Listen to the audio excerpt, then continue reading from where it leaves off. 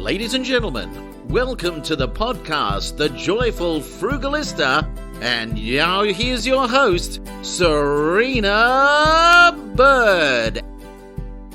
Hello, I'm super excited to share the good news that I have written another book, How to Pay Your Mortgage Off in 10 Years, responds to the cost of living crisis that many people find themselves in.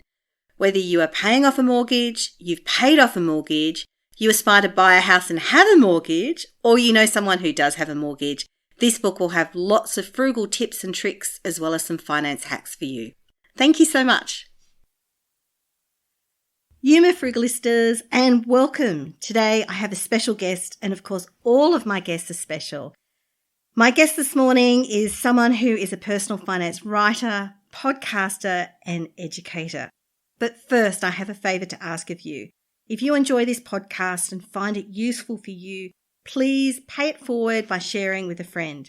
And even better, please follow the Joyful Frugalista podcast. Kate Campbell is a financial educator who loves talking to anyone who will listen to one of our most taboo topics, and that is money. And you're obviously on the right podcast because I love talking about money, so we're going to have a great chat today. She has also created the Rask Fire, Career and Automation courses. She previously worked at Citigroup, InvestSmart and Timello. Have I pronounced that right? I hope so. I'm Leo, but that's all right. And she has worked in a number of financial operations and investment administration roles.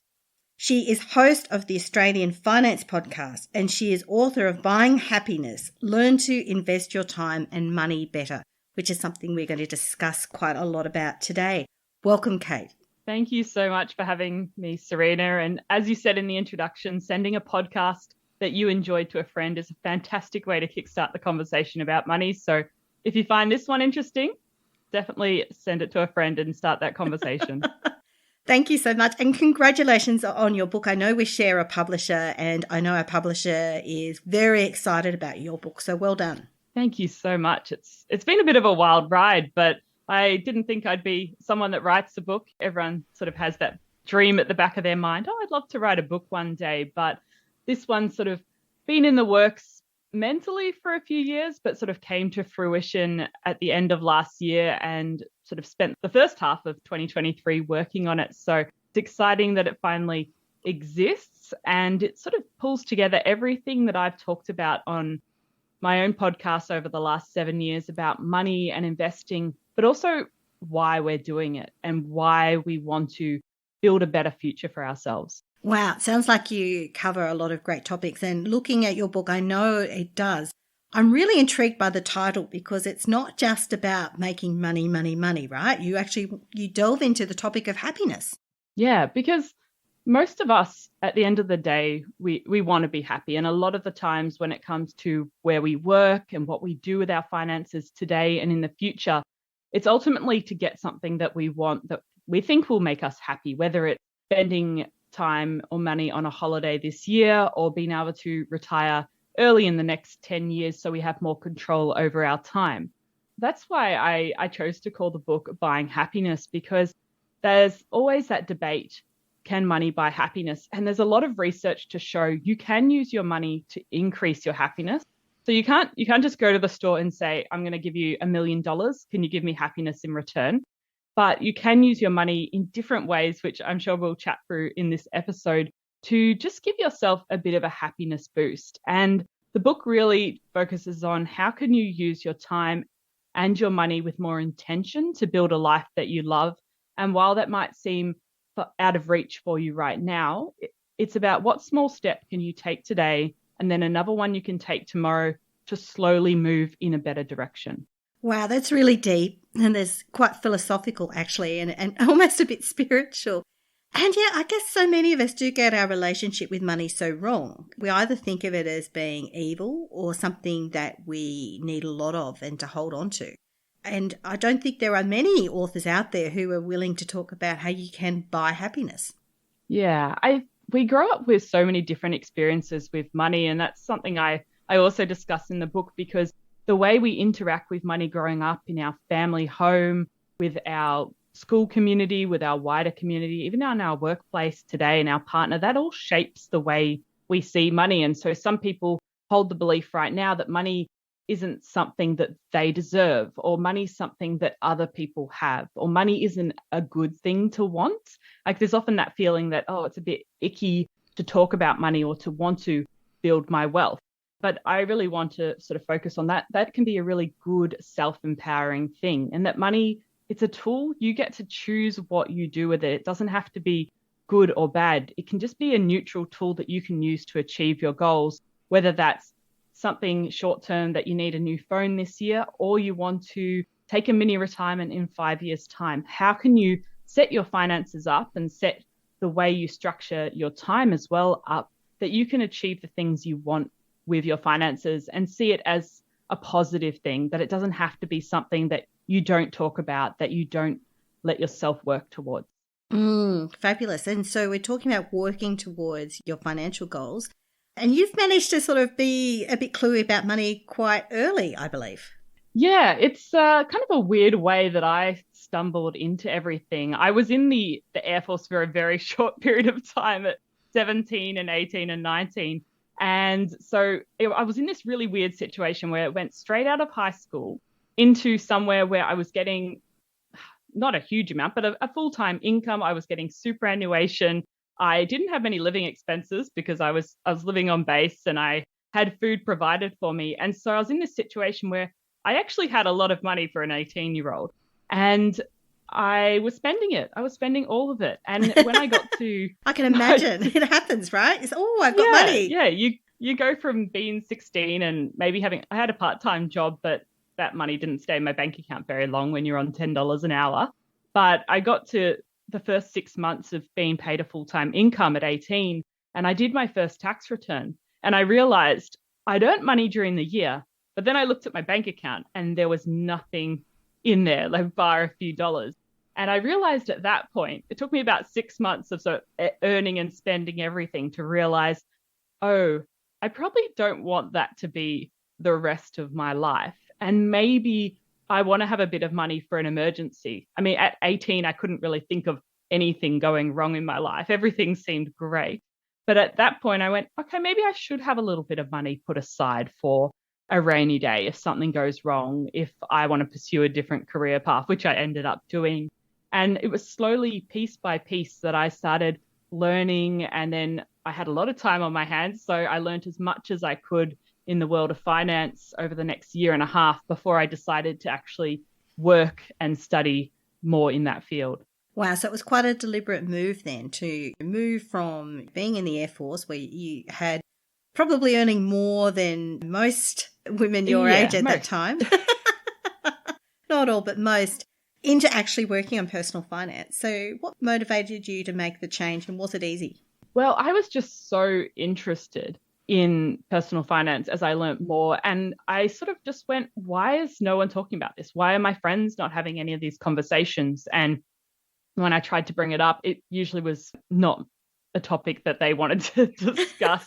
Yeah, most 18 and 19-year-olds do not want to talk about superannuation. I really suggest meeting them at a different point, because you really need to meet people at where they're at with financial conversations. And if they're really working towards going to Queensland at the end of the year for a holiday, well, that's a great place to meet them where they're at for having a money conversation, not just jumping straight into superannuation. But I digress. I was really interested, and I was just following lots of different finance companies online. And then I saw a job opportunity for operations role in a financial technology startup, which is where my very first role at Timelio. And so I gave it a shot, and I ended up there. I started studying a business degree online on the side while I was working full time. And yeah, I think it was pretty easy to make the switch. I was just very much in that mindset where I want to learn as much as I can.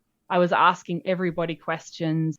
Every time I learned something, I'd take some notes and use that to research some more on that topic. So I was just very much a sponge, a very young, impressionable sponge.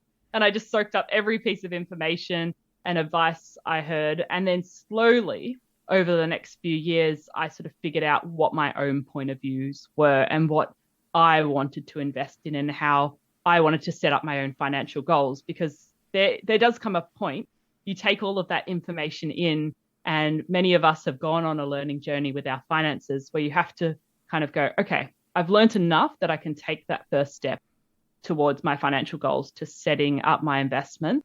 And I don't need to keep listening to as much noise. I can sort of fine tune the channels I get information on, and I can start to focus more on what do I want, not what that person is working to over there. Gosh, the noise. There's been so much noise in recent years, and I guess so many sort of get-rich-quick schemes. Crypto is one, and this is not a crypto bashing conversation. It's just like, I find every couple of years there's something that's super trendy and people just latch onto it. Earlier this year, I had someone insist that I have a meeting with someone because we like finance, so we would get on, and it turned out that they were spruiking a particular scheme where there was a projected 1,000% return over 18 months. It's not crypto. And I was like, oh, this will be interesting. And I just don't understand sometimes why there is so much noise and why there are so many of these, crazy kind of schemes, and why people buy into it. I think you really just have to follow the incentives, and where there's money to be made in an industry or by offering a scheme. Sometimes they're legal, sometimes they're scams, sometimes they're frauds. Like, there's a whole mixture, but just being aware. And I think that's why it's so important that everyone, whether you're going to use a financial advisor, whether you're going to use an accountant, or you're going to do it all yourself, you get a base level of financial education, because that makes you so much more aware that if someone's promising 1,000% return in a year, you actually know that sounds like a red flag. I should do some more research here. That doesn't sound legitimate, because they're trying to play on those emotions of fear and greed. Because I talk to people in the finance industry that work in marketing, and they talk about that is what sells to people. And so knowing what tactics can be used against you helps you become a more informed consumer when you're reading financial media, when you're looking at different product documents or websites as well. That's really useful. Fear and greed. I hadn't really distilled it down to that, but I guess there's just so much fear right now. People really worried about the cost of living crisis. The one I try to discuss a bit more is the hope angle. So hope, I think it also sells, but it's a little bit of a harder sell in finance. And so we talk a lot on the finance podcast about being more optimistic with your finances and investing in the future that you want to see, because it's very hard to invest with a long-term view and to set financial goals for a 10 or 20-year horizon if you aren't optimistic that you'll be in a better place, that the world will be in a better place in 20 years' time.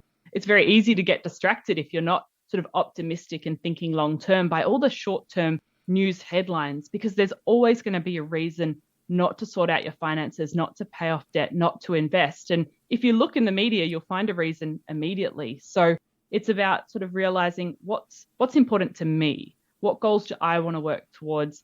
Can I look forward 10 or 20 years, which is really hard because we do find it very difficult to connect to our future selves. But how can I connect a little bit more with my future self so I can do some things that are good for me today and good for me in the future? That's a really good way of looking at it, thinking about your future self.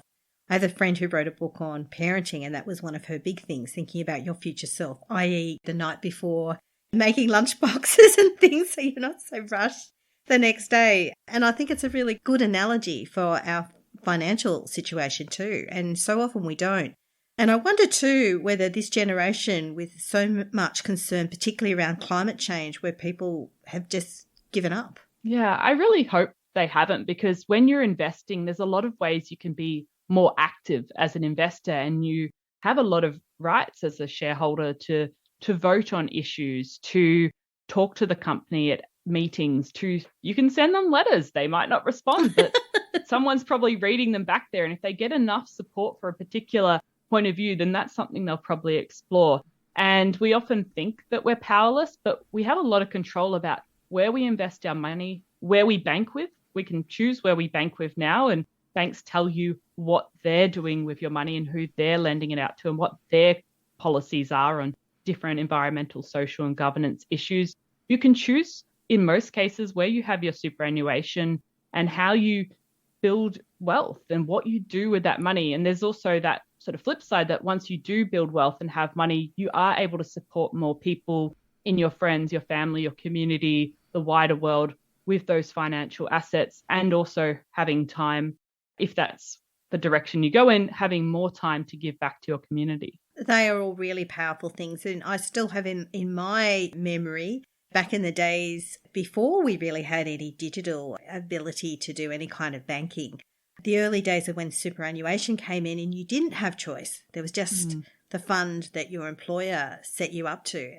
There certainly wasn't much ESG stuff that happened either.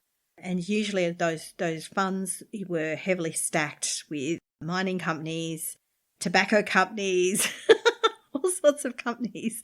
So really, I think we have changed quite a lot in terms of choice. Is that your impression as well? Yeah, every time I get a new press release from a new company opening in Australia, or they've opened in the US or in Asia and they're opening their Australian subsidiary, there are new banks and brokerage accounts and investment platforms and other types of investments popping up all the time. And it's almost got to the point where that choice becomes paralyzing because there are so many options. Once you discover that you can choose where you bank or where you put your superannuation or where you invest, and you start to research it, you get to the point where you realize, sheesh, there's about 10 or 20 or 30 options I could choose from.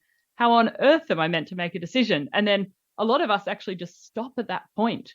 We stop at that point because there are so many decisions to make that we don't move forwards. And I really encourage you, if that's you, that you take this as the opportunity to progress one step further. And how I'd recommend doing that is pick 3 options for whatever you're trying to make a decision with. Pick 3 options that seem reasonable for you. They don't need to be the perfect option.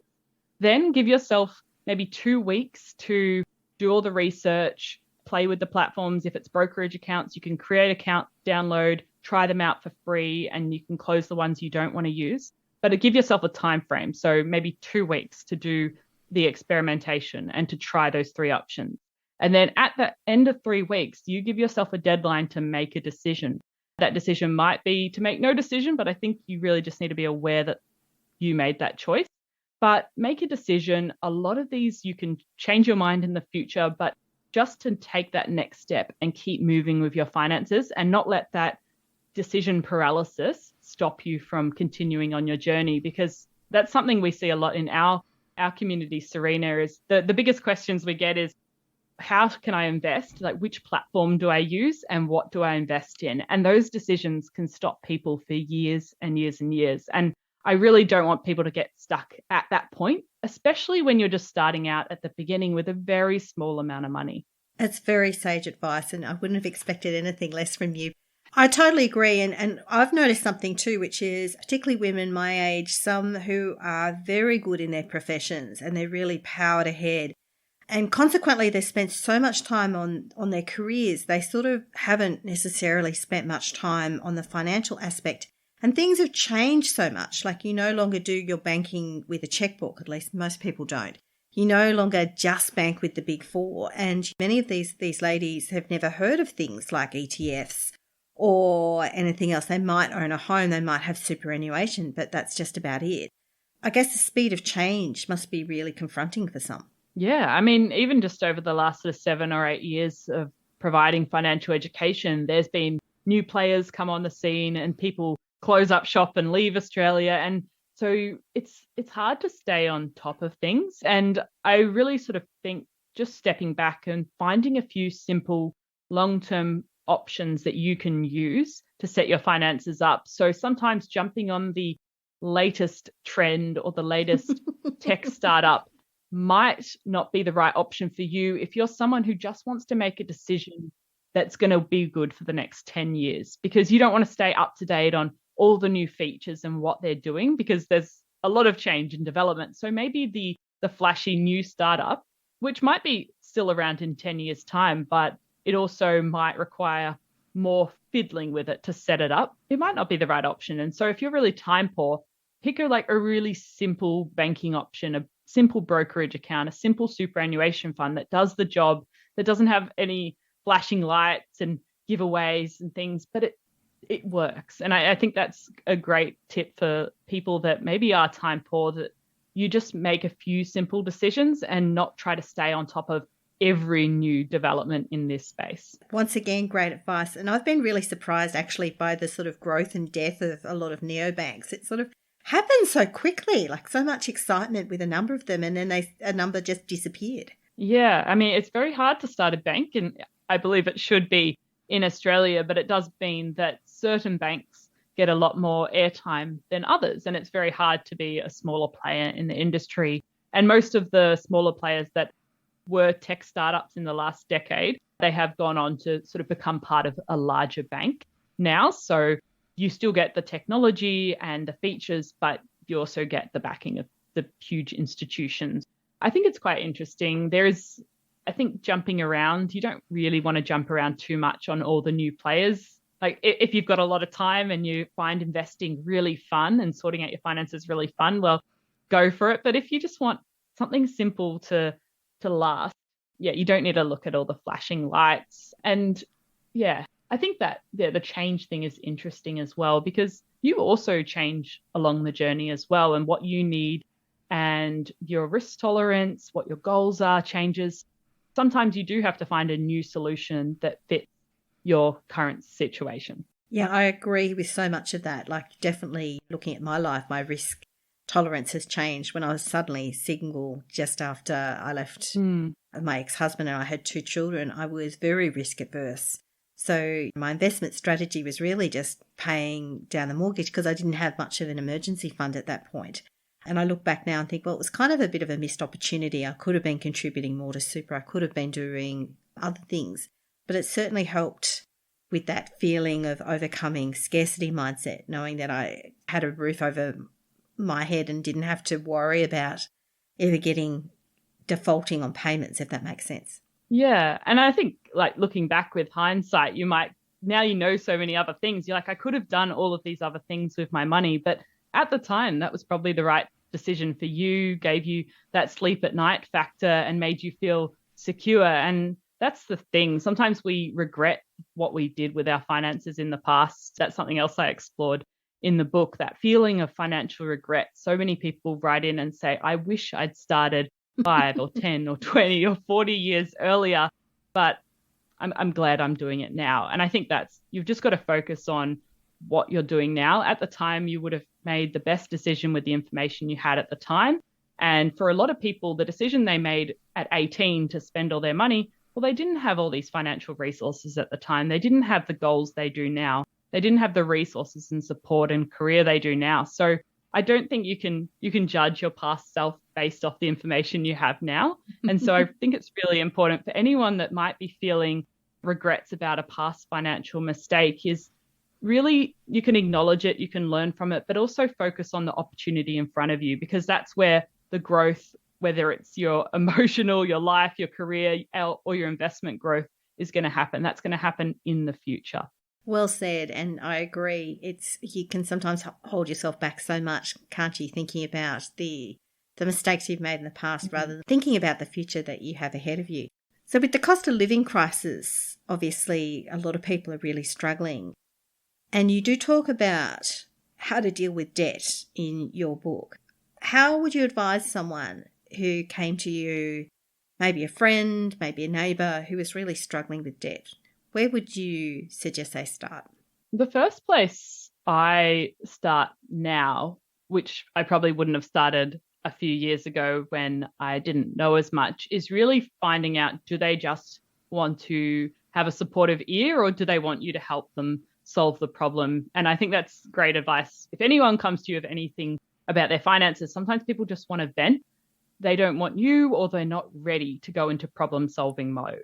And so sometimes that's the first step of just listening, because they might want to share how they ended up in that situation, or they might just be really struggling and angry with the world at the moment and they just want to vent. But if they do want your help, and I think people really have to want the help when it comes to getting out of debt and investing, it's not something you can force on people. I think the first step is just helping them figure out all of the different pieces of information, because sometimes we can get into a few different debts and it can feel very overwhelming. We're getting letters in the mail, we're getting emails, and we're not really sure what's going on. So helping them where you can find all of that information on the different debts, the payments, the due dates, all of that sort of stuff. And then if they're happy to, sort of pointing them in the direction of a financial counsellor. So there's a resource called the National Debt Helpline. You've probably discussed it on the show before. Fantastic, free, confidential, qualified financial counsellors who are trained to actually, once you bring that pile of piece of papers with all the different debts, they can look through everything and help sort your situation out for you. And that's what they specialize in. And so they can find the most suitable plan to help you sort out your debt. They can tell you, well, maybe you should prioritize this one over this one for this reason. They can also talk to a bank's hardship team or any other financial provider's hardship team if you're going through a challenging time to negotiate maybe a pause or a reduction or things like that.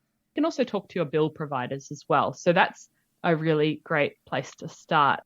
If your friend's done that, or maybe they're dealing with a smaller debt, so it might just be a friend wanting to get out of a $500 buy now, pay later bill they've accumulated, which might be more relevant to my age group. I'm not sure, Serena. I don't know that the scheme has been, they just skyrocketed, but then the whole system seems to have some systemic problems now, but yes. Yeah. I think like helping them come up with a plan to repay that debt, that can be quite difficult. So there's quite a few steps involved, because if you don't have an idea of what's coming in and out of your bank account each month, so your income and your spending, you don't necessarily know how much is left over to then put money towards repaying that debt. So I feel like there's a few layers involved, but then helping them, if they want help, coming up with a budget and figuring out their income and their spending, and are they able to carve out a bit of space each month? Maybe there's $100 left over each month that can be put towards paying off that debt. And I have a final question for you. Do you have a Frugalista tip to share? My favourite one at the moment is going to farmers markets. Now, sometimes it can be a lot more expensive, especially if it's it can. Organic, custom-made produce. But some of them I've been going to recently around the outskirts of Melbourne, Victoria. They've had some really great deals, especially if you go in the morning before everyone turns up, to get like things for $1, $2. I got 2 avocados for $1 the other day that were perfect for guacamole. Finding the right farmers market that has some good deals that's on regularly that you can go to and get a heap of your fresh fruit and veggies in conjunction with Aldi. Aldi is always a good option. Yeah, I'm a bit of an Aldi fan as well. The only thing is I have to stay away from the middle aisles. Oh, yes. Well, the middle aisles, I think, can just put you over your budget, like going to Target or Kmart. Yeah, exactly. I do like shopping, so I might be frugal, but I do like shopping. Kate, thank you so much. Really appreciate your time. So much wisdom in there. How can people find you? You can find me on Instagram at Kate Campbell AUS. You can find the Australian Finance Podcast on Spotify, Apple Podcasts, and you can grab a copy of my book, Buying Happiness, Learn to Invest Your Time and Money Better, at Dimmix, Amazon, and Booktopia. And it is a fabulous book, so make sure you grab a copy. Thank you very much. Wonderful. Thank you so much for having me, Serena.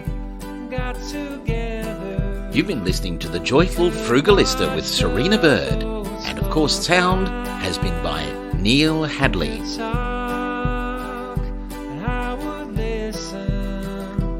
I would understand your mind.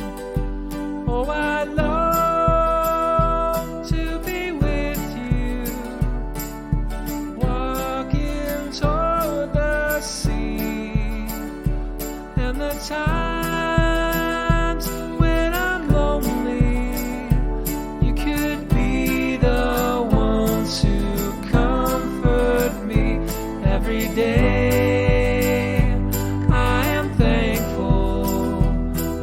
Separate paths have crossed. Every night I lay my head down, I know I'll never feel